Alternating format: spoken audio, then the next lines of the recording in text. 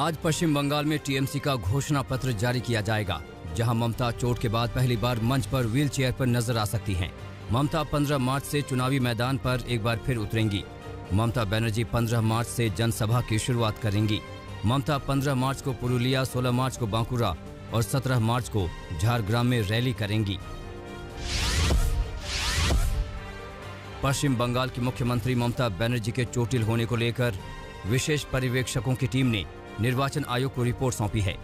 Report में कहा गया कि मुख्यमंत्री दुर्घटना की वजह से घायल हुई हैं। मुख्यमंत्री भारी सुरक्षा के बीच थीं। पर्यवेक्षकों ने किसी भी तरह के हमले की आशंका को नकार दिया है। वहीं मुख्य सचिव आलापन बंदोपाध्याय ने भी निर्वाचन आयोग को अपनी नई जांच रिपोर्ट सौंप दी है। पश्चिम बंगाल के चुनाव में किसान आंदोलन की एंट्री हो चुकी है। आज किसान नेता राकेश टिकैत का बंगाल दौरे का दूसरा दिन है, जहां वो सिंगूर में जनसभा करेंगे। इससे पहले नंदीग्राम में राकेश टिकैत ने जनसभा में बीजेपी के खिलाफ वोट करने की अपील की। राकेश टिकैत ने खेला होबे की हुंकार भी भरी। क्या खेल होने वाला है देश में? खेला होवे, खेला क्या खेला होवे वो देखना है, वो बताएंगे हम। आज से अमित शाह पश्चिम बंगाल के 2 दिन के दौरे पर हैं, जहां वो खड़गपुर में रोड शो करेंगे। इससे पहले कल देर रात तक बीजेपी की सीईसी की बैठक हुई, जिसमें बंगाल में दूसरे चरण के उम्मीदवारों के नामों पर चर्चा हुई। बैठक में पीएम मोदी समेत बीजेपी के आला नेता शामिल हुए। पूर्व मुख्यमंत्री अखिलेश यादव के खिलाफ एफआईआर दर्ज की गई है। मुरादाबाद में पत्रकारों की पिटाई के मामले में अखिलेश यादव के साथ 20 और एसपी कार्यकर्ताओं के खिलाफ नामजद केस दर्ज हुआ है। अखिलेश के खिलाफ धारा 147, 342 और 323 के तहत एफआईआर दर्ज हुई। ये एफआईआर मुरादाबाद के थाना पकबारा में दर्ज की गई है। बिहार विधानसभा में कल शराब को लेकर जमकर हंगामा हुआ। मामला हाथापाई तक पहुंच गया, जिसके बाद मार्शल को हालात काबू करने पड़े। विपक्ष बिहार सरकार के मंत्री राम सूरत राय के इस्तीफे को लेकर हंगामा कर रहा था। विपक्ष के नेता तेजस्वी यादव राजभवन से मार्च कर राज्यपाल से मिलकर लौटे थे। उसी समय विपक्ष के नेता हंगामा करते हुए वेल में जा पहुंचे।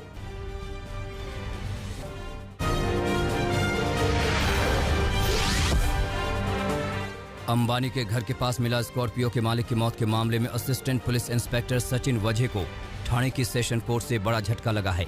कोर्ट ने उनकी अग्रिम जमानत याचिका खारिज कर दी है। मामले की अगली सुनवाई 19 मार्च को होगी। पुलिस अधिकारी सचिन वझे कल दक्षिण मुंबई में एनआईए के सामने पेश हुए और पिछले महीने उद्योगपति मुकेश अंबानी के घर के बाहर विस्फोटकों से लदे एसयूवी वाहन पाए जाने के मामले में अपना बयान दर्ज कराया।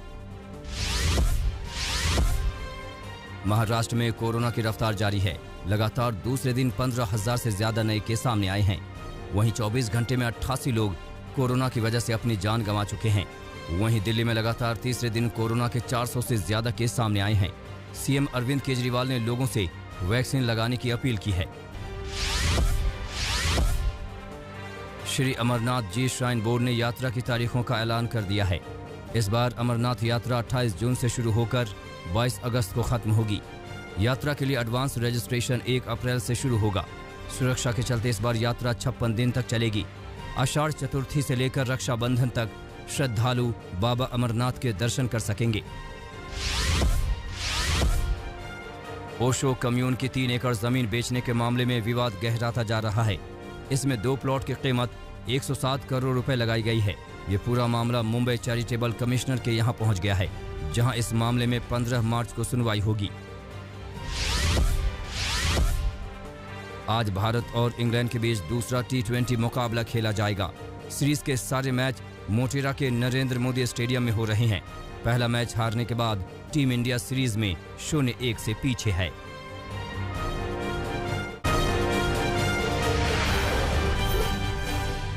दिल्ली के नजफगढ़ इलाके में बर्थडे पार्टी के दौरान फायरिंग के आरोपी को पुलिस ने गिरफ्तार कर लिया है। 11 मार्च की रात को पार्टी के दौरान फायरिंग में एक शख्स की मौत हो गई थी। पुलिस के मुताबिक पार्टी में डीजे के गाने को लेकर विवाद हुआ था, जिसके बाद आरोपी ने फायरिंग कर दी, जिसमें एक शख्स की मौत हो गई। वारदात के बाद आरोपी मौके से फरार हो गया था, जिसे पुलिस ने गिरफ्तार कर लिया है। दिल्ली के ब्रह्मपुरी रोड पर एक दूध कारोबारी को बदमाशों ने गोली मार दी। घायल कारोबारी को अस्पताल में भर्ती कराया गया है। पुलिस के मुताबिक मनोज नाम का कारोबारी अपनी दुकान पर बैठा था, तभी अज्ञात बदमाशों ने उसे गोली मार दी। पुलिस कारोबारी को गोली मारने वाले आरोपियों की तलाश में जुटी है।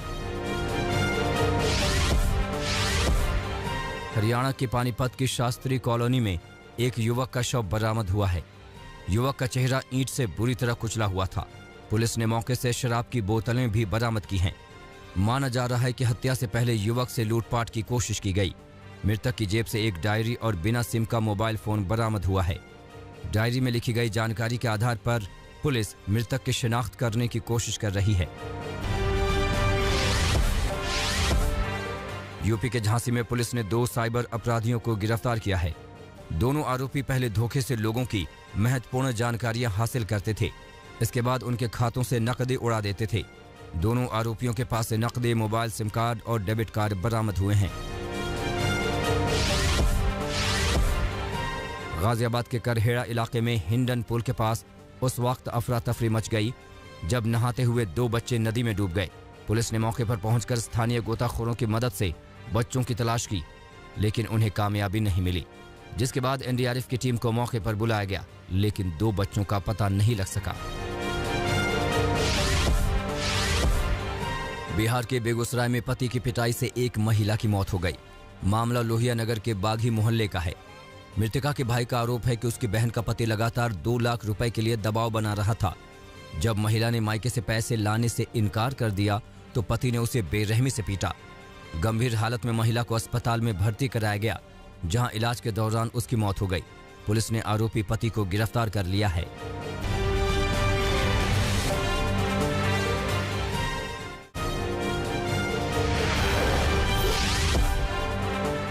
हरियाणा के सोनीपत में खरखोदा इलाके में शादी समारोह के दौरान फायरिंग में 3 लोग घायल हो गए। घायलों में वो लड़की भी शामिल है जिसकी शादी होने वाली थी। बताया जा रहा है कि घर में कार्यक्रम के दौरान कुछ लोगों के बीच विवाद हो गया। इसके बाद एक युवक ने फायरिंग कर दी और मौके से फरार हो गया। पुलिस फायरिंग करने वाले युवक की तलाश में जुटी है। वहीं घायलों को इलाज के लिए रोहतक पीजीआई रेफर किया गया है। यूपी के अलीगढ़ में पुलिस ने 24 पेटी अवैध शराब के साथ 8 लोगों को गिरफ्तार किया है। पुलिस ने आरोपियों के पास से 3 तमंचे, 6 कारतूस भी बरामद किए हैं। पुलिस के मुताबिक टप्पल इलाके में सर्च ऑपरेशन के दौरान हरियाणा से शराब ले जा रहे अभियुक्तों की पुलिस से मुठभेड़ हुई, जिसके बाद पुलिस ने 8 आरोपियों को गिरफ्तार कर लिया। श्री राम जन्मभूमि तीर्थ क्षेत्र ट्रस्ट के अध्यक्ष महंत नृत्य गोपाल दास के मंदिर की छोटी छावनी में एक साधु की संदिग्ध मौत से हड़कंप मच गया। साधु ने धारदार हथियार से अपना गला रेत लिया। गंभीर हालत में साधु को अस्पताल ले जाया गया, जहां उसकी मौत हो गई। पुलिस फिलहाल मामले की जांच में जुट गई है। पश्चिम बंगाल के मालदा में कुछ युवकों ने सरेआम एक डॉक्टर की पिटाई कर दी। हैरानी की बात यह है कि इस घटना के दौरान पुलिस पास ही में मौजूद थी, लेकिन पिटाई करने वाले युवक पर कार्रवाई की बजाय पुलिस वाले घटना का वीडियो बनाते रहे। मेरठ के ब्रह्मपुर इलाके में 9वीं क्लास की छात्रा के अपहरण की आशंका के बाद परिवार वालों ने थाने में जमकर हंगामा किया। थाने पहुंचे परिवार वालों ने बताया कि लड़की शॉपिंग की बात कहकर अपनी सहेली के साथ गई थी, लेकिन रात में वो घर नहीं लौटी। हालांकि परिवार वालों के हंगामे के बाद पुलिस ने छानबीन की और लड़की को बरामद कर लिया। पुलिस लड़की से पूछताछ कर पूरे मामले की जांच कर रही है। यूपी के अलीगढ़ में रेप का झूठा केस दर्ज कराने के मामले में पुलिस ने 2 आरोपियों को गिरफ्तार किया है। पुलिस के मुताबिक दोनों ने महिला को लालच देकर एक शख्स पर रेप का झूठा केस दर्ज कराया था। पुलिस की जांच में दोनों आरोपियों की साजिश का खुलासा हुआ।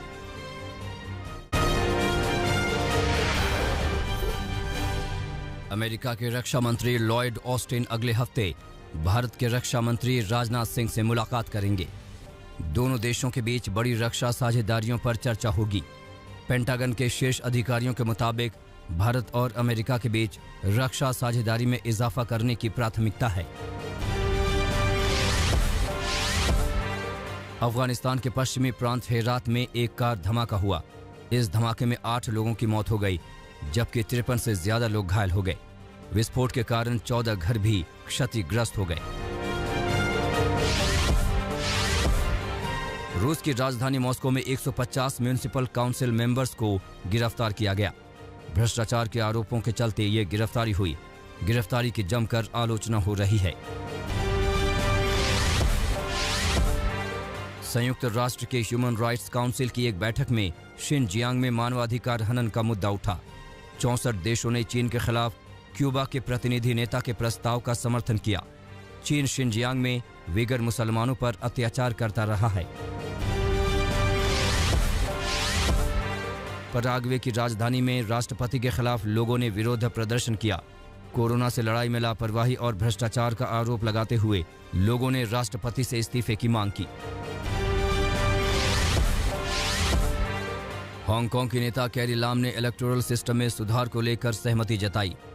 इलेक्टोरल सिस्टम में सुधार के बाद हांगकांग को लाभ मिलने की उम्मीद जताई जा रही है। दुनिया भर में कोरोना के मामलों में भारी बढ़ोतरी हुई है। संक्रमितों की संख्या 11,97,00,000 के पार हो गई है।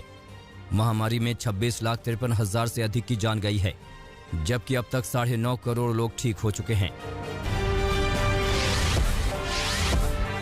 ट्यूनीशिया में रूस की स्पुतनिक वी के साथ वैक्सीनेशन अभियान शुरू किया गया। सबसे पहले राजधानी ट्यूनिस के स्वास्थ्य कर्मियों और मंत्रियों को वैक्सीन लगाई जा रही है।